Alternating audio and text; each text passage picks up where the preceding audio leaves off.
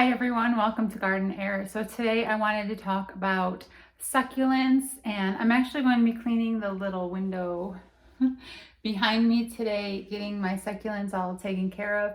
And I figured I'd do a little video on talking about what I have, how I take care of them, what you need to do if you want them. And I think I'm also going to be transplanting foxglove seedlings today and just be doing a few things around the house today with some indoor plants. And maybe we can just cover a couple of different varieties and their care and go over what I have in the house, and we'll see where it takes us. I tend to do a lot of things on a whim, so I have a lot of plants, I have a lot of things that I just like to do. So I think like when I just do some random work on them around the house, it's just good to kind of take a video and talk about plant care and just the things that I love. So if you can learn a little something from it, all the better. But the big thing is that we can garden and do some of our plant care together, and that's what makes it fun. So let's get right into it. Now, if you've seen any of my videos before, you might have picked up that we have 3 corgis. So there's a lot of corgis involved in my videos, and especially when I'm inside, you're going to be hearing like lots of little tap, tap, taps of their claws, because I don't put them away to do videos. They live here. They are a big part of my life. They're always around, so they are going to make appearances in videos. They're going to be in the background, probably barking and just being themselves, and I'm not going to stifle that for videos. So I will work around their noise as much as I can, but hopefully you love corgis because they will be making appearances.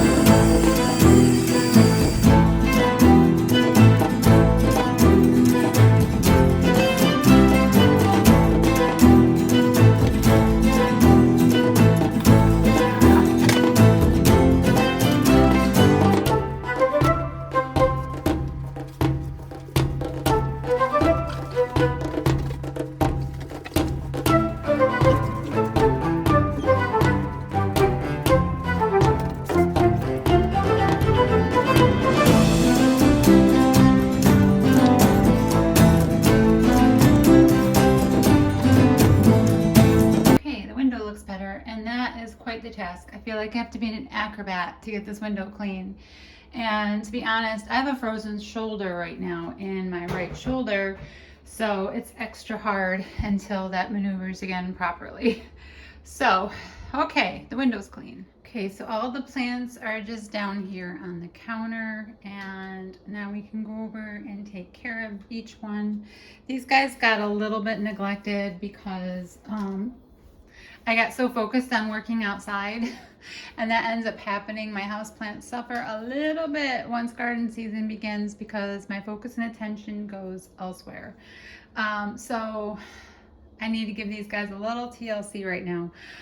Some of them got a little bit on the dry side, so I have to be a little bit more aware of my tendencies to do that. Now with succulents, I think the biggest mistake people make with succulents is they assume all succulents kind of require the same attention as each other. So everyone kind of lumps them together and they just give them all the same care. And that's probably mistake number 1. I think it's much better to learn the needs of each individual plant, regardless of calling it a succulent, and really know its requirements and treat each plant more individually than as a whole group. It's a relatively gloomy day today, so I'm hoping that everything shows up okay today. So I have a kalanchoe that I'm going to begin with as a good example of what I just said. Kalanchoes are succulents, but they do like to be watered a bit more frequently than some other succulents do.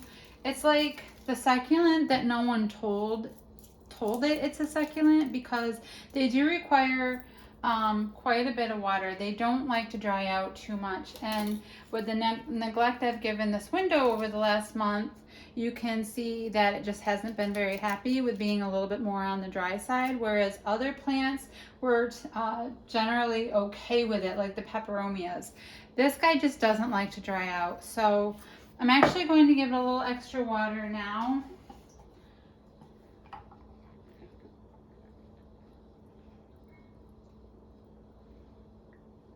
And tell it I'm sorry for a little bit of neglect. And I'm sure actually it's going to start wanting to flower again. So this has red blooms, and if you keep them pinched back, they bloom pretty nicely repeatedly. Okay, so this is a string of dolphins, and if you look at the leaves, you can see they look like little jumping dolphins. And it's just really cute. It's another one that doesn't really tend to like to dry out too much. At the most, it just needs a really well draining soil. So I have succulent soil in here, and I gave it just a little bit of like Fox Farms potting soil as well. They retain a little bit of moisture because it really doesn't like to dry out too much. Just let it dry gradually between waters, and then water it again. All of these plants that I have on the counter right now do like some bright light. They don't like to be in direct hot light because they can sunburn, but they do like bright light, which is why I keep them in the garden window for as much light exposure as possible. Some of them, like the burrow's tail, this one really does like almost a direct light. Echevrias love direct light. This one's actually looking a little weird because it's growing babies right now. It's putting tons of energy into babies and not so much energy into itself. I've already picked about 6 babies off of this, and now I have about 6 more coming out. These are actually some of her babies here. So Echevrias really like a lot of light. They are probably my main house plant that will love direct sunlight. So I give them as much direct exposure as possible. And that's what keeps them from getting like tall and leggy. To have a nice Echevria that stays like short and round like these guys, it requires a ton of light. And they like to be pretty dry compared to some of the other succulents as well. Let's see, like you can see this one is getting a little leggy. See how this one has a different type of growth to it? It's getting kind of a long stalk. That's because this one here is not getting the same amount of sunlight, and so it's getting kind of leggy and not really the best thing for it. You want your Echevrias to stay short, compact, and round. This is a Peperomia caparata, also known as a ripple peperomia. These guys stay in a really cute, small clump kind of formation. So they usually stay in a small pot pretty much all their lives. This one is in flower right now. So it's been really easy care, but it does require some more watering than some of the other peperomias. And I think because it is so small that the pot tends to dry out pretty quickly, and it really doesn't like getting super dry. It will start to lose color and will go limp pretty quickly if you let it dry out too much. Do let it drain. I do have it in a well-draining potting mix.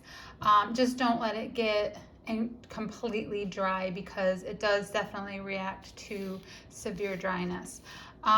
It does like bright light. I just keep it out of direct hot light, and it does really. Moving on to this peperomia, I really like this one. This is another one that likes bright light and likes a little bit of moisture as well. I definitely let this one dry out a little bit more between water than the Ripple, but it's definitely easy care, and it's variegated, and it's just beautiful. This is a Hoya. I have another, this is a peperomia, like a tricolor peperomia, and it's just starting to drop a couple of leaves. So this one is not happy when I forget to water it. This one will also react to the soil getting a little too dry, and likes bright light, especially to really get that pinkish color out. It takes nice bright light to do that. And let it semi-dry between waters, and it's usually very happy. It's a slow growing peperomia too. This one has not put out fast growth for me.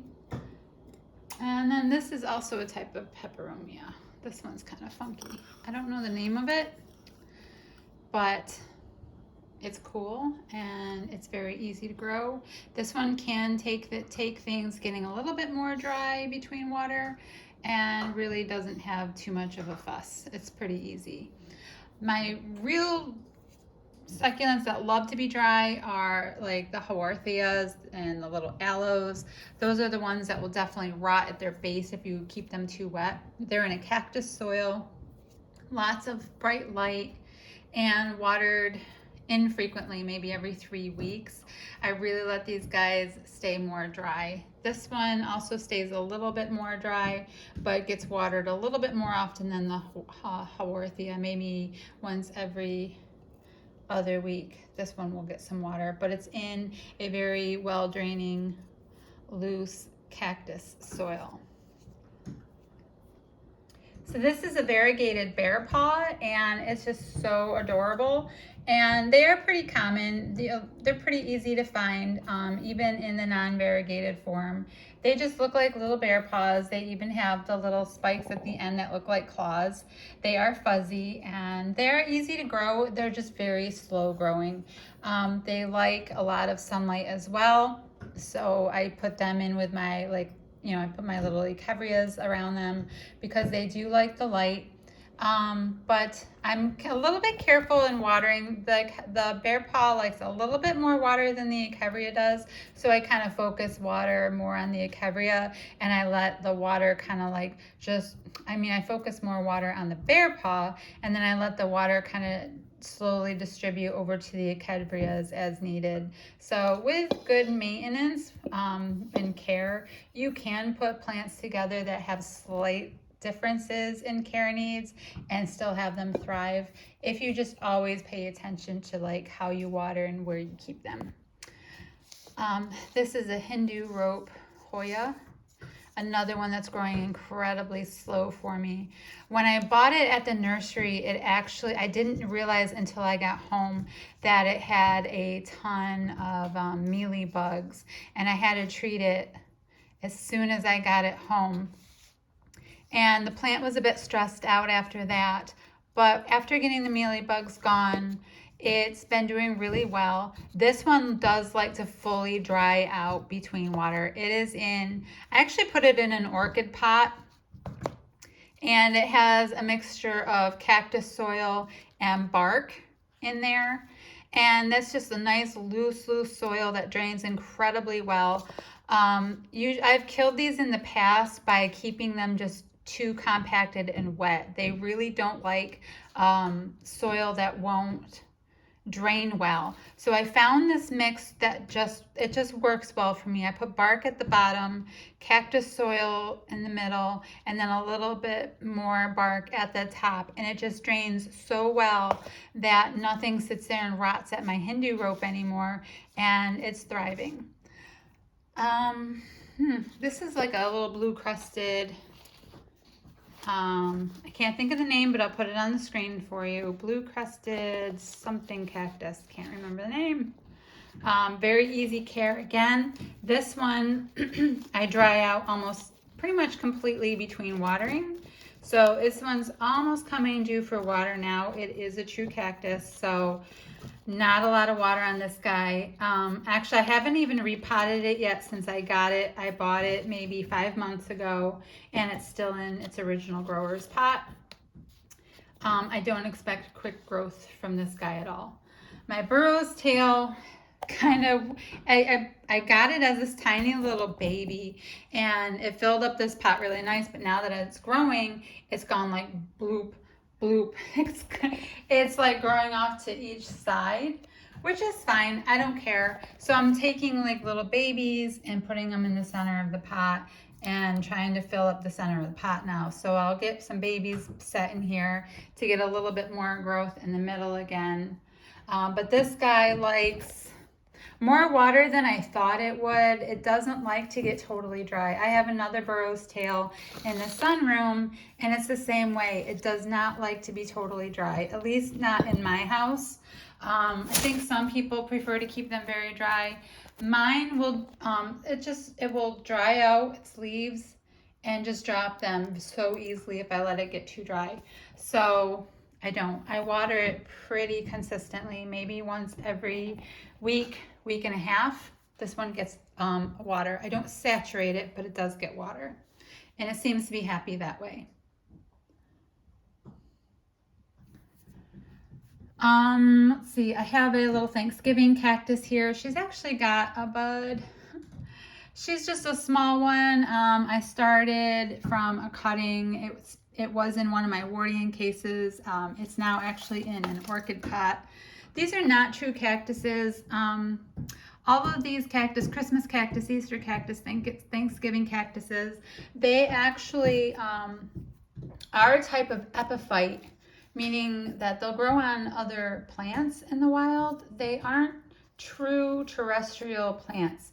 So I put mine in an orchid pot with a very loose blend of cactus soil with a little bit of bark in there, and I keep it a little bit aerated, but I don't let it dry out. These guys do not like to be completely dried out. They'll wilt really quickly, and they'll just start to fade fast if you let them dry out too much. So not a true cactus. They do require more watering than you might think with a cactus name. They like bright and direct light and pretty regular feedings. So I do feed mine pretty well. I have a bigger one in the sunroom that blooms beautifully, and I'm just waiting for this one now to get a little size. So this beautiful thing, this beautiful plant is called a Xerographica, and it is an air plant, and I just love it. It is so easy to take care of. I'm going to move it into another area. It is so easy to take care of, and it just grows and grows and grows. I put it in a bowl of water once every 2 weeks or so, and I do make sure I feed that water every other feeding, and I just feed it with orchid food, and it just continues to grow. It gets a lot of bright light, and it has pretty much doubled in size since I got it. It's a growing monster, and I love it. Really, really easy to take care of. Just don't completely neglect your air plants. Make sure you soak them once every week or every 2 weeks, depending on your environment, and give them light. They can't just sit somewhere in any room and be completely neglected. They will die on you. The other things I have in this window are just like little trays. I have a couple of orchids. This is actually a Dendrobium nobile orchid that I just have sitting here, one of my extra orchids. I have tons of orchids. And then this is an orchid. This is a sherry baby. It's an oncidium orchid, and it's a sherry baby. And all the spots and yellow leaves are quite normal for sherry babies. They are never without spots on their leaves. That's just the way these guys are. So they're not one of the cleanest looking orchids, but they're beautiful, and they smell like cherries when they bloom. And if you're wondering about this is just a little fungus gnat trap, and as you can see, it works really, really well. I actually have to change this one out now. It's been in here for a couple of weeks, and you know how your, especially orchid mixes, because they get dry and they they have all the sphagnum moss. Sphagnum moss really attracts fungus gnats, unfortunately, and these traps are awesome at catching them for you. So yeah, you can find them on Amazon. Get them. They are amazing. I do have a couple of string of pearls. This is my little one. Maybe I can show my bigger one in another video, but this one is my little variegated one. Now, string of pearls, I think a lot of people have a hard time with these. So let's talk about these a little bit. I have not repotted this one yet since I bought it. I have had this one maybe for 3 months. And I used to kill these things left and right. I just could not keep them. But I realized I was kind of trying to keep them like any other plant. I repotted them wrong. I always gave them normal soil. These guys really require well-draining soil. So like succulent or cactus soil is an absolute must for string of pearls. And make sure they drain completely. I usually bottom water these guys, let it soak up all the water it wants, and then I drain it completely. I let it sit on a towel, and then I put it back in the window. They get bright light, indirect, and I maybe water it maybe every 2 weeks, every 3 weeks. If I forget about it, it's every 3 weeks. If I remember, it's every 2 weeks. Generally, I'll just feel around. I let the soil tell me. I mean, that's the best thing to do. So I feel around. If the soil is completely dry but not getting hard, that's a good time to water this guy, at least in my environment. If the soil starts getting too hard, then these guys will really start to suffer. The little beads will start to crinkle up and wrinkle, and they just start looking sad. So you want to water it before it gets to that point. Don't let them get wrinkly. It's very stressful on the plant. Some people are like, oh, I water when it wilts. That's extremely stressful to your plants to wait for them to wilt before you water them, and I do not recommend it. Be on top of your plants and water them before they have to reach a stress point.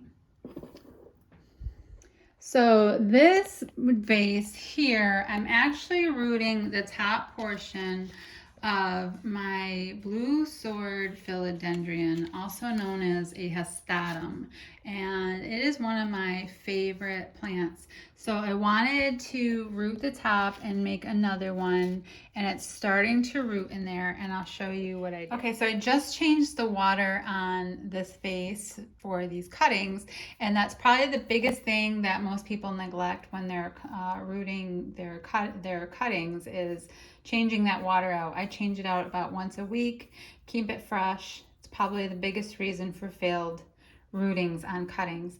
Now the silver sword or hastatum, they do root easily, but very slowly. This one has been in the water for quite a few weeks now, and it's just really beginning to root out. So be patient. Keep really just the node in the water and not so much the plant stems, because you don't want it to rot out. I mean, I think it's really just kind of taking care of itself at this point. It's starting a new leaf, so it's actually growing while it's in here rooting. But you want to make sure you cut at a node. You can't cut like a leaf and then put that in water and expect it to root. It might root, but it won't grow a new plant. So you need a node, and usually you'll see like the eyes of these little roots all over a node, and that's where you want to cut. And then you can root that, and that will actually continue to grow an actual plant. So always cut at a node and not a leaf when you're rooting things like philodendrons and monsteras, things like that. So anxious to get this guy growing. There's its beautiful leaf. My little mother plant in the sunroom is doing good and growing her as well, but just that leaf shape is just something else. It's so beautiful.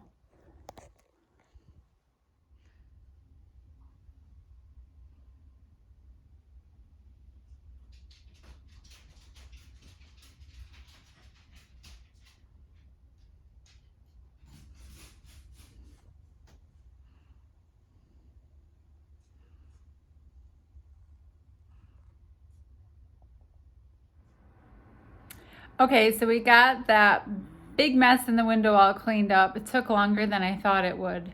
But I'm heading out into my sunroom right now, and I really need to look over some seedlings because we're having a really hard time getting our greenhouse put together. It's not a very big greenhouse. We have it half built, but every time we go out to finish it, the wind here has gotten crazy and just blows everything around and all the pieces go flying, and we've really had a hard time getting this thing put together. So the greenhouse has yet to be accomplished and done.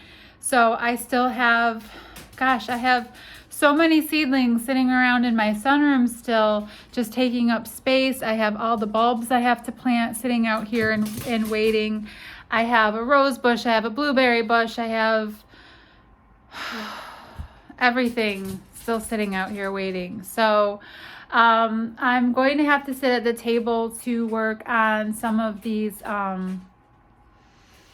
seedlings. I have to get some things up potted. I'm hoping that the stuff I started in buckets is doing okay in here, because I was really hoping to have it out in the sunroom by now, getting more sunlight.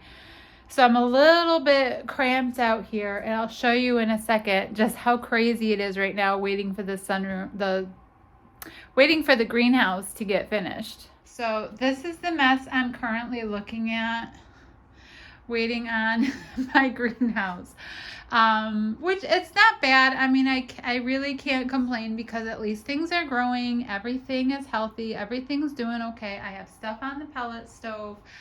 I just have things I thought I'd have moved outside by now, and to be honest, some of my indoor stuff is suffering a little bit because everything is in the way. And like those guys over in the corner, I noticed they were getting a little bit neglected the other day, and I really had to take things apart, get back there and clean things, take care of some feeding, and just make sure everyone's doing okay. So it's a little cramped in here right now.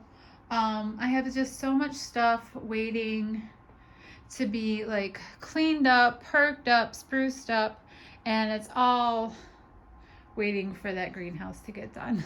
So these are the seedlings I want to work on today, and let's move some of these to the table. I have all those foxgloves just climbing out of their little pots, so let's get those going today. Okay, so I figured this is going to be too messy to do at my table, so I'm sitting here in the sunroom, and I'm just going to get some cups ready for all of these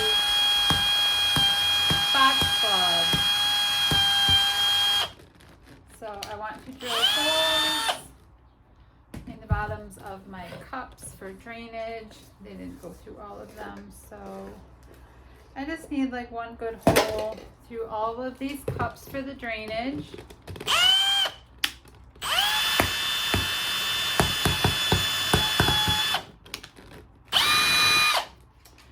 And then I can go ahead and get these foxgloves here planted into these cups. I can probably put these foxgloves in the ground outside, but we had almost record-breaking lows the other day. It got down into the 30s again, and it's just so cold for April, so I'm hesitant to put too many tender seeds. Okay, so what I like to do is make sure there's a hole at the bottom, and I cut these a little on the shorter side, mainly to save myself on a little bit of dirt. So a little less dirt to fill it that way. And then I just use some potting soil from the garden center. Fill it up. For seedlings, I really don't use the best quality garden soil because they're not going to be in here permanently. It's just to get them in a better pot until they can move outside.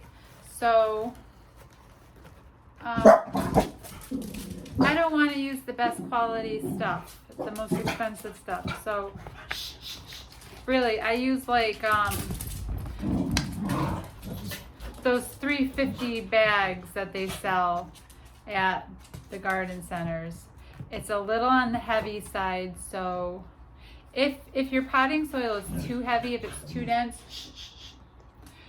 you can always add like some perlite to it or some bark or something like that to kind of like break it all up.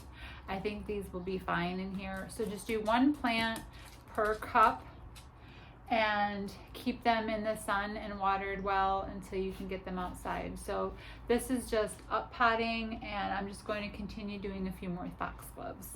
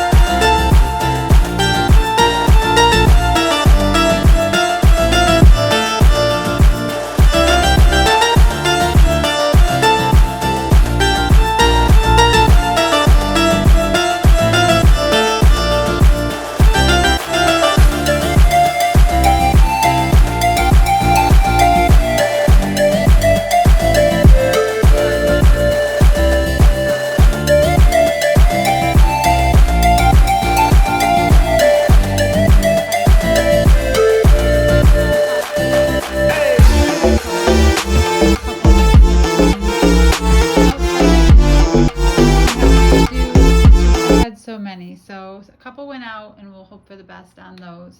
And let's see, this is a little St. John's wort plant. It's the only one. Oh look, there's another one right there coming up. So these are St. John's wort. I'm hoping that they're the wild variety and not one of the hybrids. It wasn't really specific when I ordered the seeds, so we'll wait and see what these guys are. I'm really keeping my fingers crossed on these guys. So I did want to pot up this one little St. John's wort because he does have his true leaves going, and I don't want to keep it in seed starter for too long. There's another one right next to it that sprouted, so I actually have two in here. So I'm just going to transfer them to dirt so they can keep growing without issues. Hopefully, we're hoping that the greenhouse can go up this weekend.